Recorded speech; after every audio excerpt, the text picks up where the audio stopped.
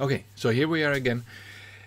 Welcome. We just talked about generative adversarial networks previously. And this is an important topic because obviously it is for society very important that we can generate with a computer faces of people that never existed but that look real, that look photorealistic. You can imagine how this can be used to fake personalities, to create passport photographs that don't exist, or to create whole movies with actors that never existed and that have particular properties. So this is a very important thing that we are able to generate convincing faces, and in the same way we could create convincing voices. We could create voices for people that never existed, or we could try to train our network to create voices that resemble existing voices, right? You just need a different fitness function.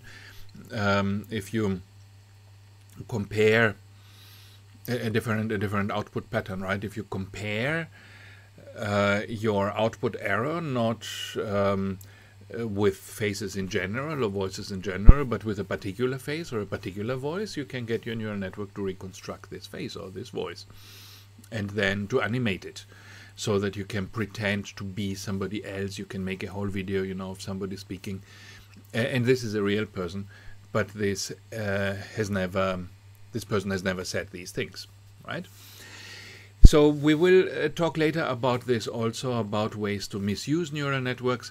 So now for the moment, let us go a little bit into the history of neural networks and why neural networks appeared at exactly this moment in time when they did.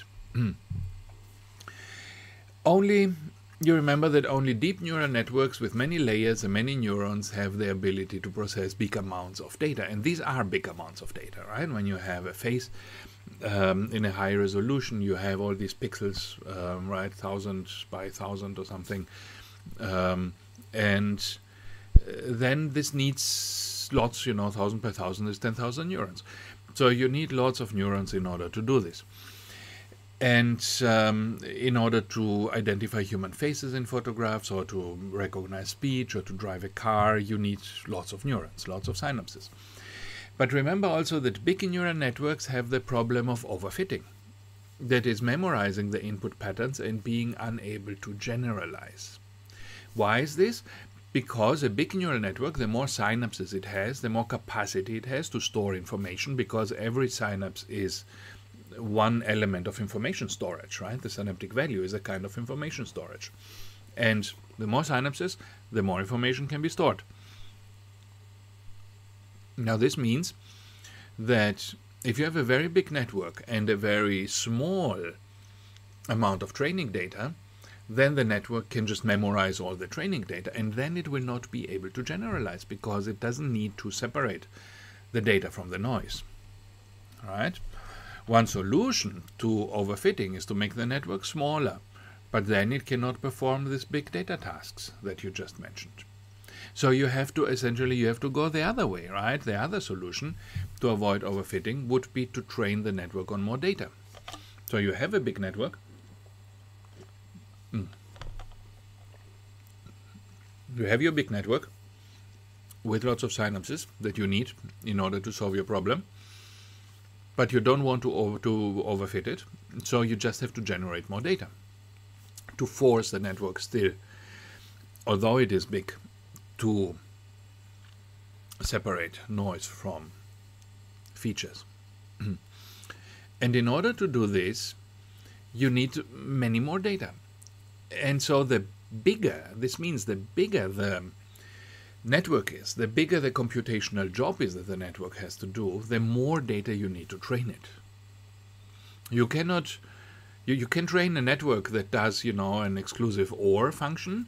This you can train on just a table with 4 elements of data. But a network that recognizes a face, you cannot just train it on 10 pictures of the face, because then it will just memorize the 10 faces. You need to train it on hundreds and thousands of pictures of faces, of different faces with different lights and so on.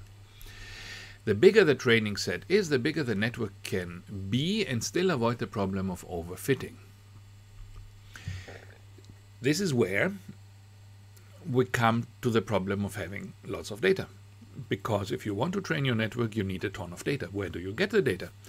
And this is why in the first decade of the 21st century, social networks played a crucial role in the development of AI. This is why this thing came together. AI developed directly parallel to social networks and to the internet. Because social networks provide the companies that operate them with an almost unlimited supply of perfect neural network training data. During training, your network needs to learn the mapping of an input pattern to an output pattern. And now, the neural network needs to be presented with both the input and the desired output at the same time. And now if you think of it, a picture on Facebook is not just a picture. You have Facebook, you have a picture on Facebook, but additionally, to the picture, you also label the picture. It says, party at Peter's place, under the picture. So Facebook knows this is a picture of a party of Peter's place. And now, before there was automated tagging, before they had enough data to do it themselves, users tagged the faces themselves. They said, this is Peter. So now we know this is Peter. And then Facebook has hundreds of pictures of Peter where Peter is tagged, and it knows this face is always Peter. And now the users provided Facebook with an almost unlimited supply of perfectly labeled pairs of input and output data that can directly be used in the training of neural networks. So now Facebook could go and train its neural network with 100 pictures of Peter and 100 labels, this is Peter. And the same for its 1 billion users.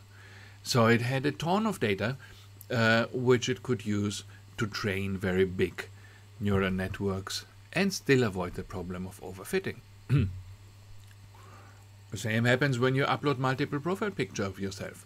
Then Facebook knows this is all the same person because this is a profile picture, and I know who this is, so I have a labeled supervised learning data set in which Facebook can then train the neural network to produce the output as the name of the person given the set of profile pictures.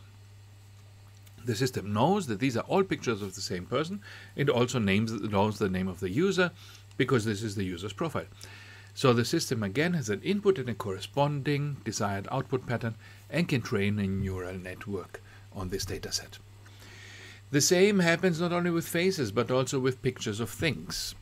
Even before social networks took off, there were picture sharing sites on the internet.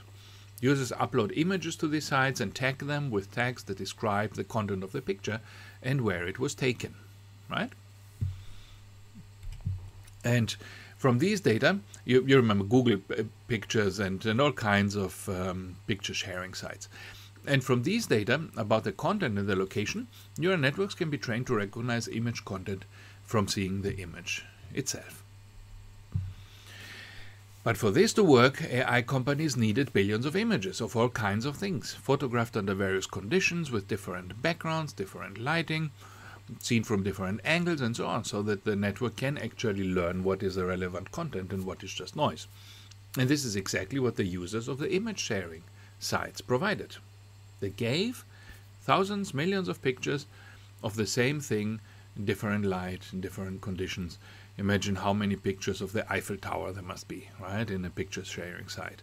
Or how many pictures of beaches, or how many pictures of computers or children's toys that are all labeled, right? And so it is no accident historically that the first companies to develop deep learning AI systems were precisely the companies that had access to huge amounts of user-generated training data for the networks, right? It was Facebook, Microsoft, Apple, Google, and Amazon. And these are the companies that have access to these data. And these are the companies that developed AI.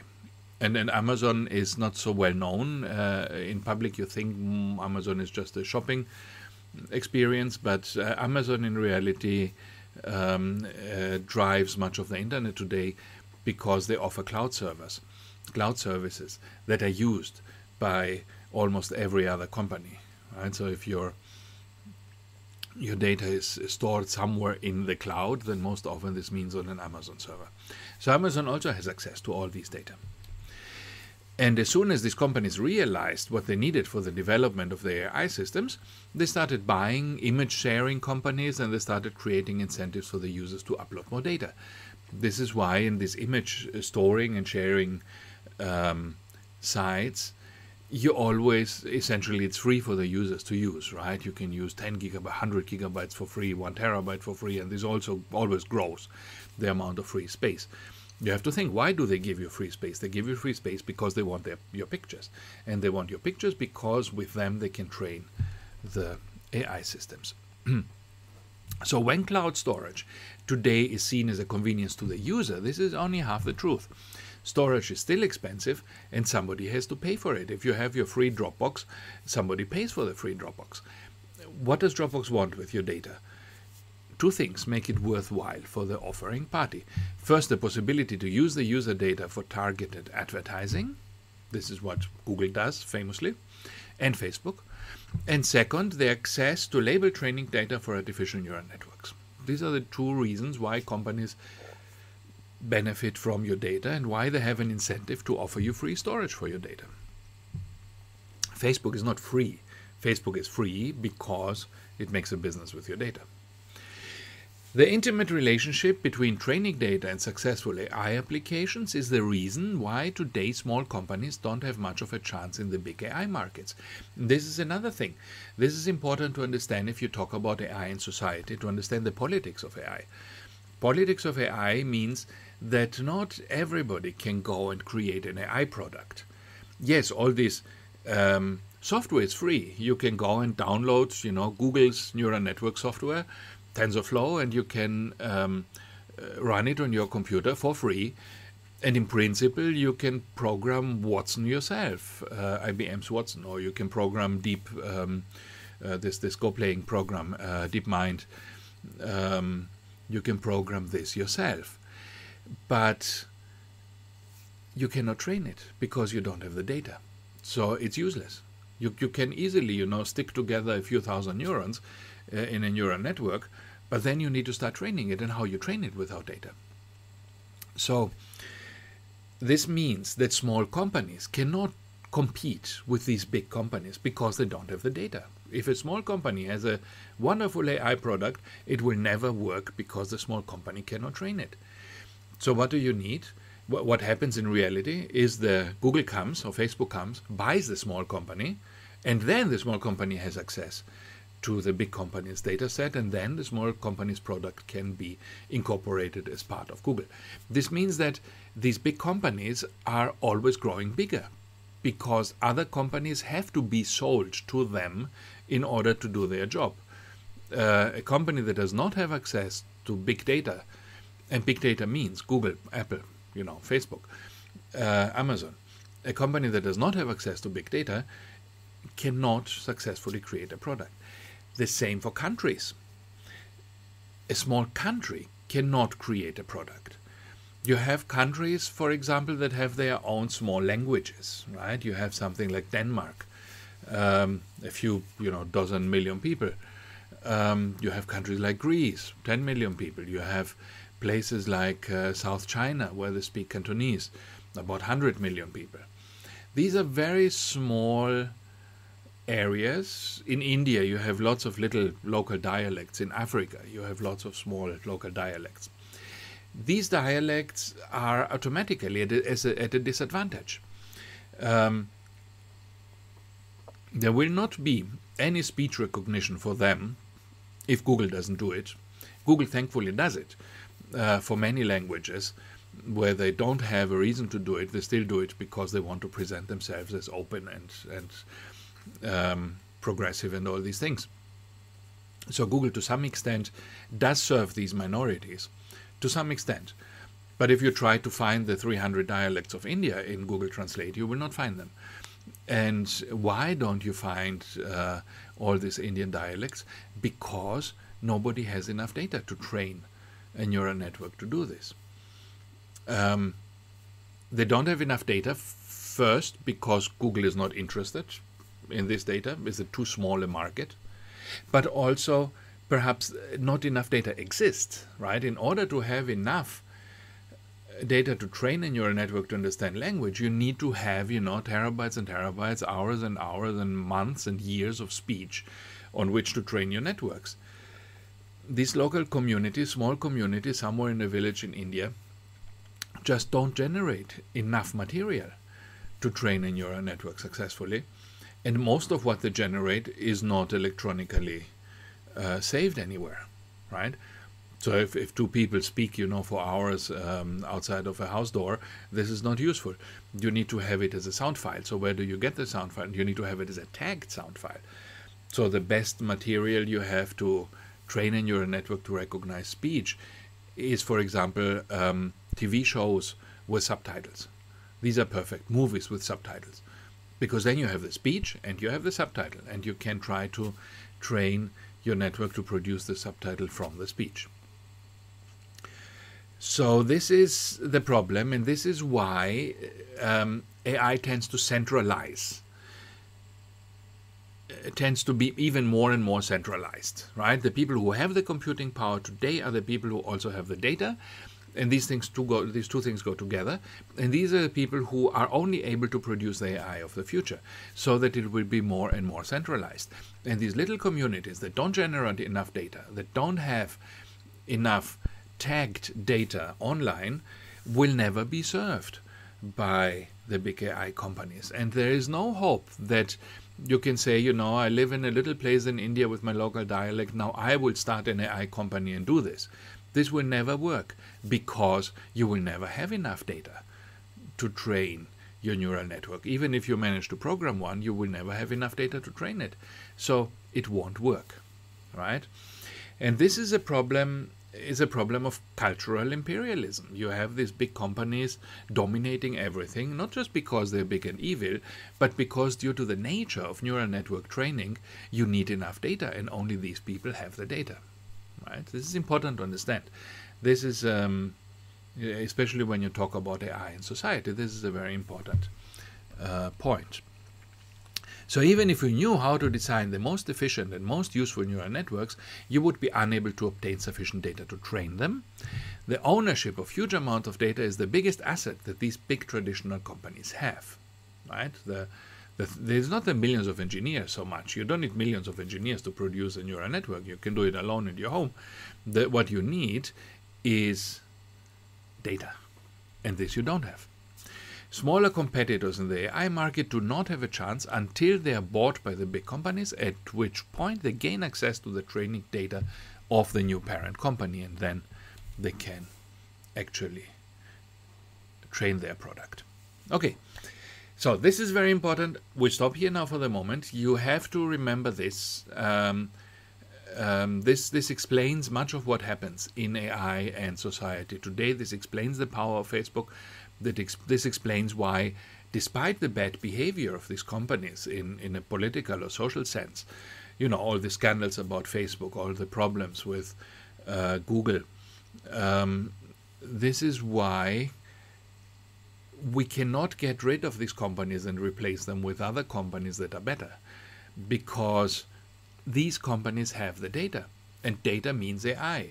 And so, stopping Facebook or stopping Google from operating means you lose the AI. You not only lose the company, you lose the AI, as long as it is not clear who else has a data set like that. And nobody has. So stopping Google, stopping Facebook will not work if we don't, for example, socialize the data set. You could say, okay, I can take all data from Google and make them public, and force Google to put its data on government servers where everybody can have access to them. Then this would create a level playing field for AI, right? But until that happens, there's no point in trying to get rid of the monopoly of Google or Facebook, because nobody else can step into this space, even if these companies leave. Okay? So that's it. Let's stop here. Next time we will talk about failures of neural networks.